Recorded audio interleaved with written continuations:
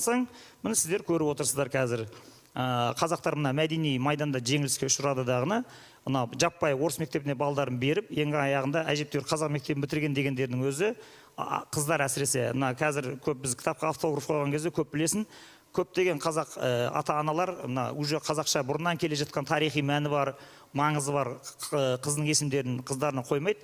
Жаңағыдай Алина, Арина, бірдеңе Ина, Жасмина, сондай ана женский родқа подгон жасай берген. Ана орыстармен араласқан кезінде ана комплекс болмасын, ана женский родқа түсіп тұрсын.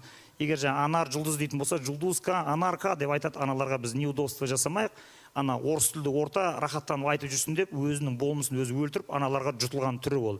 Енді оның қарапайым түрі екпінде де қолданылады. Мына жерде бір қыз тұр, мен онымен алғаш танысқан кезде атын кім деп едім, атын Дана деді. Сенің атын Дана емес, сенің атын Дана. Екпін соңғы дауыстыға түседі. Өткенде Өскеменге бардым, Алтай ТВ деген канал мені шақырды. Барып сол жерде отырып, жүргізушіге сіздің атыңыз кім десем, Гүлдана дейді. Мен айтым, жоқ, сіздің атыңыз Гүлдана емес, сіздің атыңыз Гүлдана. Көрдің ба, ана орыстардан таяқ жеп отырған түрі ғой. Енді ондай мен кеше бірнешеуіне ескерту жасадым. Қызылордада неде жүргенде Айдана деп танысады. Жоқ, Айдана емес. Айдана. Негізі соңғы дауыс дыбысқа түсу керек. Көрдіңдер ме, осындай әрбір әріп үшін, әрбір екпін үшін жан алысып, жан берісіп төбелесу негізі Қожа Ахмет Яссауиден басталған. Бұл ана жаңағы қазақтарды парсыларға сол заманның өзінің салафтарымен соғысып жүр ғой енді ол кезде.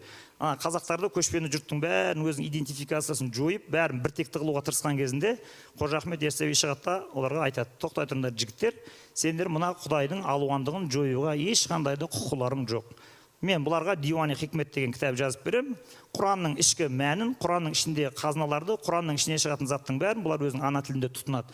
Инна фи залика ла зикра лиман кана лаху қалбун деген аяттан алып алады оны.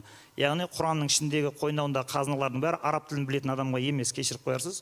Көкірек көзі ашылған, жүрегінде сондай бір ақ жүректік, ақ ниет пейілі бар адамдарға ғана нәсіп болады деп бұл майданды бастайды.